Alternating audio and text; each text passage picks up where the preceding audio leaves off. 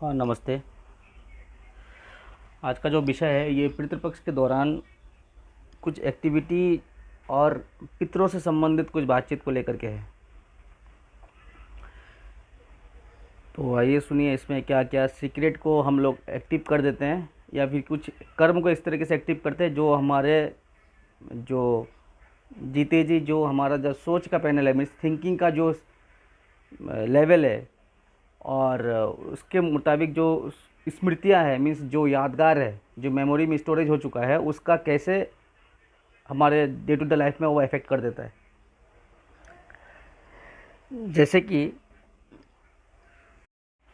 जैसे किसी का डेथ हो जाए और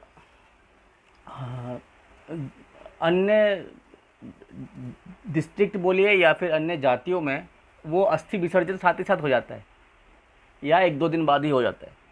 लेकिन कुछ जातियों में, क्योंकि ये सब में समान रूल अप्लाई नहीं करता, मतलब ये अपने अपने कल्चर के मुताबिक ये सारा चीज़ पालन करता है, लेकिन वो तो कल्चर के मुताबिक वो तो डिफ्रेंशिएट हो गया अलग अलग जाति के भेद में। लेकिन जो एकदम से मेन जो माइथोलॉजिकल जो लॉ रूल्स रेगुलेशन है उसमें क्या बोला गया है, तो उसी के मुताबिक कोई एक्टिविटी नहीं करता। सब जो एक्टिविटी करते हैं वो अपने मुताबिक करते हैं। मीन्स हम बंगाली है तो वो इस लॉ में चलेगा, वो बिहारी है तो इस लॉ में चलेगा, वो मद्रासी है तो उस लॉ में चलेगा, वो नेपाली है तो उस लॉ में चलेगा। तो अपने अपने जाति विशेष में अपना अपना कायदे कानून बना चुका है। लेकिन जो हमारा जो न्याय संहिता बोलिए या फिर इससे संबंधित जो ये जो डेथ होने के जो प्रोसेस के बाद जो क्रिया किया जाता है, तो गरुड़ पुराण के मुताबिक भी मान के चलिए, तो वहाँ जो कस्टम्स वहाँ पे पहला दिया गया है वो कस्टम्स ओवरऑल वर्ल्ड में है। मीन्स वो सब जाति धर्म विशेष सब जातियों के लिए है, धर्म तो वही सनातन के लिए, तो जाति सब जातियों के लिए सेम लॉ है। उसमें कोई डिवाइडेड नहीं है कि इस जाति के लिए, इस जाति के लिए, उस जाति के लिए है। हाँ, तरीका करने का तरीका थोड़ा टेढ़ा हो सकता है, किसी की सीधा कान पकड़ रहा है, कोई टेढ़ा कान पकड़ रहा है, लेकिन प्रोसेस सबके लिए सेम है, या फिर स्टेज सबके लिए सेम है। तो इसमें जो अस्थि विसर्जन वाला बात है वो क्या होता है कि अन्य जातियों में वो अलग अलग कल्चर के मुताबिक उन लोग अपने अपने हिसाब से वहाँ पे जल प्रवाह कर देते हैं, नदी में बहा देते हैं, या फिर कोई साथ ही साथ कर देते हैं, कोई एक दो दिन बाद करता है। लेकिन कुछ जातियों में क्या होता है कि उसको लाया जाता है घर पे और उसका शुद्धिकरण करके जो 13वीं तक श्राद्ध प्रक्रिया होने तक उसको रखा है, उसी में ही श्राद्ध वगैरह तर्पण वगैरह किया जाता है। पिंडदान साथ ही साथ उसमें साथ ही साथ दिया जाता है, और साथ ही साथ इसको 1 साल तक रखा भी जाता है। कोई किसी किसी घर में 1 साल तक भी रखा जाता है। तो क्या होता है कि जैसे आप 2025 में जी रहे हैं और अगर 1947 का या 1999 का या 1990s का या 80s का अगर गाना सुनेंगे, उस समय का फिल्म देखेंगे, उस समय का कल्चर को लेने एडॉप्ट करने की कोशिश करेंगे, उस समय का पहनाव ड्रेस, ये सब आपके सामने अगर कोई दिया जाए, या तो आप अगर उस चीज़ को लेने के लिए और उसको वर्तमान समय में उसको यूज़ करने के लिए सोचेंगे, तो आपको एक मन में अटपटा फीलिंग्स होगा, या आपका चाल ढाल उस तरीके से हो जाएगा जो आप एक तरह से सहम सा लगे, मतलब सहमा सा लगे, या फिर जो डेली का जो स्फूर्तियाँ है, मीन्स जो तेज़ी है वो उसमें नहीं आ पाएगा। फिर क्यों, आपने जो समय चल रहा है, मतलब अभी का जो ट्रेंड है, अभी का जो सिचुएशन है, अभी का जो स्थिति है, अभी का जो रहन सहन है, उसके बैकफुट में जा कर के आपने उसको एडोप्ट किया ना, तो क्या हो जाएगा, आप इस समय से मिल नहीं पाएंगे। समय और स्थिति वर्तमान के मुताबिक आपको अलग कर देगा। मीन्स आप भीड़ से अलग दिखोगे, ठीक है ना। तो क्या हो जाएगा, धीरे धीरे क्या हो जाएगा, उसमें इरिटेट आना शुरू हो जाएगा। अब आते हैं इसका प्रैक्टिकल जो मैंने बोलना था उस विषय में। अब जब कोई अस्थि को 1 साल तक घर पे रख लेता है, या उसको 1 साल जाने के बाद उसको भूल जाता है, और वही घर पे रह जाता है, तो क्या होता है, उस पर्सन के साथ आपका जो रिलेशनशिप था, जो अटैचमेंट था, वो अटैचमेंट ब्रेक नहीं होगा। ठीक है, वो अटैचमेंट आपका जो जहन है, मीन्स सोच है, जो सपना है, उसमें किसी ना किसी रूप से वो क्लिक करता रहेगा, क्योंकि आपने स्मृति को रखा लेकिन उसकी विजिबिलिटी नहीं है जो फिजिकल फॉर्मेशन में हो। ठीक है, और जो विजिबिलिटीज है वो हिडन फॉर्मेशन में है, सिर्फ आपको महसूस करवाएगा। तो इससे क्या होगा, जब आप कहीं बाथरूम में जाते हैं, कहीं बिराने में जाते हो, तो आप अगर अकेले रहते हैं तो आपको एक फीलिंग्स होता है ना कि कोई मान के चलो कोई बिल्ली ने किसी दरवाजे में नोच दिया, तो आपको मन में ये फीलिंग्स होगा तो कोई दरवाज़ा खटखटा रहा है या दरवाजे के पास कोई है। और अगर मान के चले हवा आने के बाद किसी चीज़ से टकराया तो आप सोचेंगे कि कोई ना कोई वहाँ पे अपना प्रेजेंस जताया, मीन्स वहाँ पे कोई ना कोई है, एहसास हुआ आपको। वो क्यों हुआ? क्योंकि आपका जो दिमाग है, एक हिस्सा जो है दिमाग का, दो हिस्सों में से एक हिस्सा जो हो अलर्ट है, वो किसी सेंस को एक सेंसर की तरह किसी चीज़ को डिटेक्ट कर लेता है।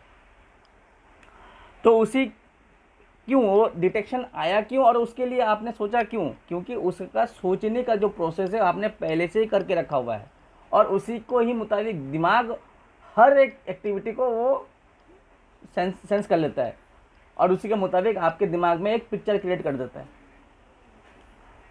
ठीक है, तो उसी प्रकार ये है। तो जब आप किसी चीज़ की स्मृति और किसी चीज़ का उसका जो मेन जो अटैचमेंट वाला जो आइटम हो वो अगर अपने साथ रख देते हैं तो क्या हो जाएगा, उसका एहसास आप में कुछ ना किसी रूप से, सूक्ष्म रूप से वो आपके अटैचमेंट में रहेगा, आपके इर्द गिर्द रहेगा, और जो नेचर के खिलाफ है। इससे क्या हो जाएगा, आपको आगे चलने वाला जो समय है उसमें आपको अवरोध रखेगा, आपको उस चीज़ में आपको रोक के रखेगा। क्यों? ये हो गया पास्ट, और इस पास्ट को हम प्रेजेंट में ला नहीं सकते।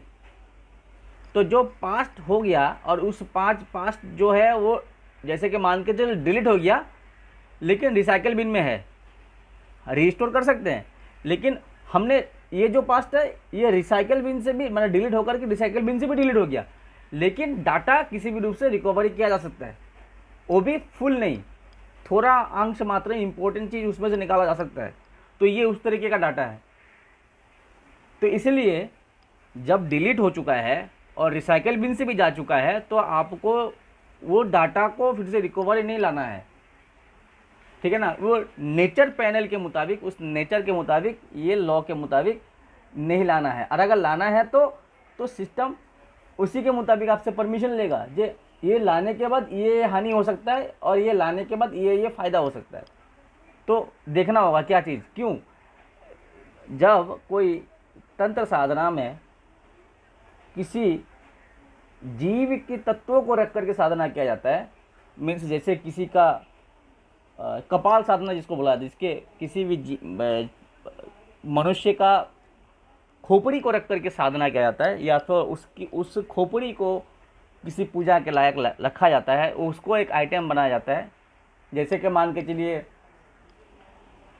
शिवलिंग एक आइटम है या ऊर्जा पिंडी है, ठीक है, उसी प्रकार कोई यंत्र एक ऊर्जा पिंड है या ऊर्जा स्रोत है। तो उसी प्रकार हमने किसी की मनुष्य शरीर का कोई मुंडी को हमने एक ऊर्जा सोर्स बनाया, मीन्स एक पावर हाउस बनाया। तो वो किसी कनेक्टिविटी से जोड़ने के बाद, मीन्स उसको एक सर्किट बनाने के बाद वहाँ से एक पावर जनरेट होगा जो ये फलाने काम के लिए यूज़ होगा। तो ये उसी प्रकार का रूट पैनल है। तो ये उस पर्सन के लिए वो फ़ायदेमंद है या नुकसानदायक, वो अपने मुताबिक है, वो किस तरीके उस चीज़ से क्या उसके लिए काम करवाएगा या वो अपने लिए उससे क्या फ़ायदा लेगा, वो उसके मुताबिक। लेकिन एक जनरल पर्सन के लिए वो सामान उसके लिए नुकसान देगा। मीन्स जो तंत्र साधना वाले सेक्शन में है, तो उस सामान को रखने के बाद उसके लिए सारा प्रोसेस उसको पता है और उसी के मुताबिक एक्टिविटी करेगा। और क्योंकि हर एक चीज़ का एक एटमॉस्फेयर चाहिए होता है। जैसे कहाँ आपने एक इन्वर्टर रखा तो उसका एटमॉस्फेयर क्या है, सामने में कोई जल का आइटम नहीं होना चाहिए, तो उसका वो एटमॉस्फेयर है। जहाँ जल है उसके मुताबिक वहाँ पे एटमॉस्फेयर क्या होना चाहिए, वहाँ पे कोई इलेक्ट्रिक का सामान नहीं होना चाहिए, कोई आयरन का सामान नहीं होना चाहिए, क्योंकि दोनों अपने में विरुद्ध स्वभाव रखता है। ठीक है ना। तो उसी प्रकार यह है। तो अब जब आपने जो साधारण जिंदगी जीने के तौर तरीके पर आपने कुछ असाधारण करने की चेष्टा किया और आपका उसका कायदे कानून पता नहीं है, तो आप क्या हो जाएगा, ऊर्जा के खेल में विघटन डाल देंगे। मंच आप जड़िया बनेंगे उस ऊर्जा के, प्रकृति की ऊर्जा में के हस्तक्षेप कर दिया आपने। अब उस ऊर्जा के जब ये डिसबैलेंस होगा तो उस डिसबैलेंस में फंसेंगे कौन, आप खुद। तो यहाँ पे जो अस्थियां रखने के बाद और इसकी जो प्रोसेस ना होने पर दिक्कत किसको आएगा, जो इसका मालिक है, मीन्स उसका जो रिलेटिव्स है। ठीक है। क्योंकि हमें क्या है, जो पास्ट हो चुका है पास्ट को डिलीट कर देना होता है पूरी रूप से, मतलब उसको फॉर्मेट मार देना चला देना होता है, ताकि वो फिर से हमारे जहन में ना रहे। क्योंकि हम नहीं तो हमें आगे बढ़ने में वो अवरोध करेगा, बाधा देगा। ठीक है ना। तो इसमें यही जागरूकता लाइए, जो अस्थि आप लोग घर पे ला करके रखते हैं उसको जल्द से जल्द 1 साल के अंदर अंदर और उसी दौरान उसको जल प्रवाह कर देना ही बेहतर है।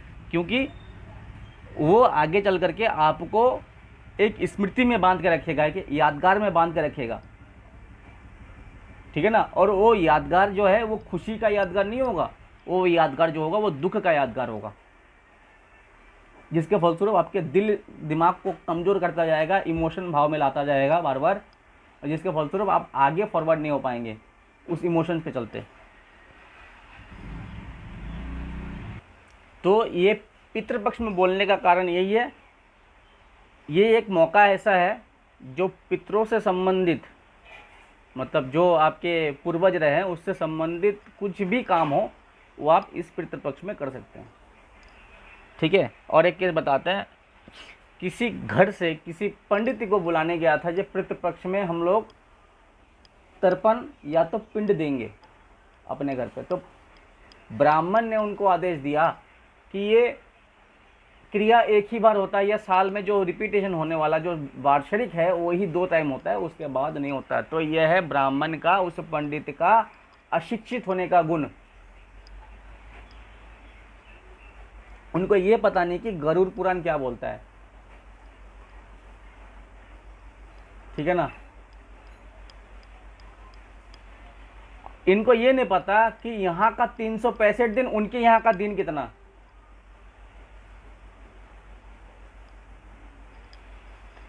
ठीक है। तो ये है कंडीशन। तो जिसके फलस्वरूप वहाँ पे गलत राय दे दिया गया, और इसमें उस नॉलेज को परखने वाला कोई नहीं हुआ, और उसकी नॉलेज को ही सराहना दे दिया गया। तो ये गड़बड़ है। तो आप इतना जान कर रखिए कि पितृपक्ष में ये जो अस्थि का मैं जो बोला, क्योंकि ये सबसे बड़ा, मतलब उसका जो सेंस को जोड़ने के लिए सबसे बड़ा स्ट्रॉन्ग आइटम है, कि कुछ बॉडी पार्ट का अंश को हमने रख लिया। ठीक है ना, एक रिसीवर के तौर पर। तो ये ज़्यादा सेंसेबल होगा आपके यादगार को ताज़ा करने के लिए, पुरानी यादगार को ताज़ा करने के लिए। आप सो के उठें, आपके भोर के टाइम में आपके दिमाग में वो सारा जो विगत जो समय बीता उसके साथ वो सारा यादगार आपके समय में झलकेगा। ठीक है ना। और दिन क्या हो जाएगा, इमोशंस में आकर के वो सारा दिन बर्बाद हो जाएगा। ठीक है। तो इसीलिए इन सारे यादगार को जब तक वो कोई भी पर्सन, जब तक वो फिजिकल फॉर्म में है तब तक यादगार रहना ज़रूरी है। जब तक वो फिजिकल फॉर्म में नहीं है तो उसको इनविजिबल फॉर्म में जनरल वे में रखना सही नहीं है। उसका एक कायदे कानून है। क्यों, वो जब इनविजिबल फॉर्म में आ गया उसका जो अटैचमेंट है वो सूक्ष्म रूप से लगेगा, मीन्स वो सॉफ्टवेयर बेस में आ गया। पहले जो था वो हार्डवेयर बेस में था और उस हार्डवेयर में सॉफ्टवेयर एक्टिवेशन में था, जिसके फलस्वरूप वो उसका प्रोग्रामिंग एक कायदे कानून में था।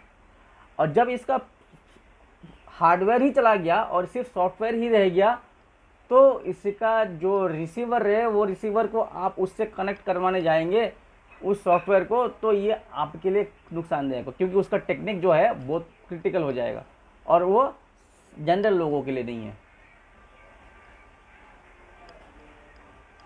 ठीक है ना। मतलब जो अस्थि रख दिए वो हो गया हार्डवेयर और जो उसकी स्मृतियाँ है वो सॉफ्टवेयर। ठीक है। अब जब उससे इसका अटैचमेंट करने जाएंगे तो क्या हो जाएगा, ये गड़बड़ी हो जाएगा। आप जनरल वे में एक साधारण घर गृहस्थ वाला पर्सन इस चीज़ को ट्रैकल नहीं कर पाएगा फिर। ठीक है ना। कुछ घर ऐसा है जो ऐसे इमोशंस को भूल नहीं पाता, डे टू डे लाइफ में सिर्फ और सिर्फ दारू पीता रहता है उसको भुलाने के लिए। तो क्यों, उसने इमोशंस को, उसके स्मृति या वस्तु को अपने अंदर में रखा हुआ था, अपने ग्रिप में रखा हुआ था, जिसके फलस्वरूप ये उसको बार बार क्लिक करता है और वो इस इमोशनल होकर के अपना स्वभाव बदल चुका है, उस इमोशन को भूल नहीं पाता। असल में उसका गलती कहाँ पे है, वो इमोशंस को लाने का जो रिसीवर्स वाला आइटम्स है, उसका जो सबसे पसंदीदा वस्तु है, उसका बॉडी कांटेक्ट में रहने वाला, उस सारे चीज़ों को अपने बाउंड्री में रख लेता है और उसका ही प्रतिफल उसको इमोशंस में ला करके उसको नशीला बना देता है, ताकि वो सोचता है कि मैं नशा कर दूँ, थोड़ा दारू पी लूँ तो हम उसको भूल जाएंगे। नहीं, वो फिर से आपके सामने वो क्लिक कर लेगा और आप फिर उसी के मुताबिक एक्टिविटी कर देंगे। तो इसीलिए इतना जान के रखें कि यह अंतिम क्रिया होने के बाद आपको उस पर्सन का कोई भी ऐसा सामान नहीं रखना है जो उस पर्सन से ज़्यादा लगाव रखता था। ठीक है ना। तो इसमें जो अस्थि जो है ये एकदम से डायरेक्ट पार्ट है जो आपने उस हिस्से को ही अपने साथ में रोक के रखा हुआ है। तो इसलिए इन सभी चीज़ों को रखने से पहले बहुत सोच समझ के रखें। साधारण घर गृहस्थ जीवन के लिए ये सामान नहीं है। ठीक है। तो इसलिए इन सभी सामान को जल प्रवाह करवाइए और ये पितृपक्ष में करते हैं तो सबसे सर्वोत्तम है। और पिंड देना, पिंड दान करना, तर्पण करना इस पितृपक्ष में, चाहे उनके पूर्वज कितने भी साल हो चुके हैं इस दुनिया से गए, फिर भी आप लोग उसको रिपीट करते ही रहिए। ठीक है। ये साल में एक ही टाइम होता है जो हमारा ये फिजिकल फॉर्मेशन बॉडी, हमारे जो पास्ट लाइफ में जो पितृ रह गए हैं, हमारा जो मैं अगर फल मानूं, मैं तो मैं किसी वृक्ष का फल हूँ, तो वो वृक्ष मर गया लेकिन फल जीवित रहा। ठीक है। तो उस वृक्ष के साथ इस फल का एक अटैचमेंट होने का एक प्रोसेस है जो फिजिकल फॉर्म में नहीं हो, एक सॉफ्ट फॉर्म में हो, मीन्स एक सूक्ष्म रूप से हो, जुड़ने का टाइम है इस दौरान। ठीक है। नवरात्रि से पहले पहले तक, मतलब नवरात्रि के प्रतिपदा के पहले पहले तक। तो इस दौरान आप जो भी एक्टिविटी करेंगे वो पितरों से संबंधित ही होगा, लेकिन आपके पास विजिबल नहीं होगा, वो आपके सामने प्रदर्शित नहीं होगा, लेकिन आपको महसूस करवाएगा। और वो महसूस ही किसी एक चीज़ का मीडियम बनता है, मीन्स वो जीव रूप में हो, किसी भी जीव रूप में हो। ठीक है। तो आप में उस जीव में एक कनेक्टिविटी करने का माध्यम, मीन्स कोई खाने के जरिए हो, कुछ दान के जरिए हो, तो इस तरीके से वो कनेक्टिविटी बनता है। और सबसे बड़ा यहाँ पे मेन क्या चीज़ है, जल और पिंडदान,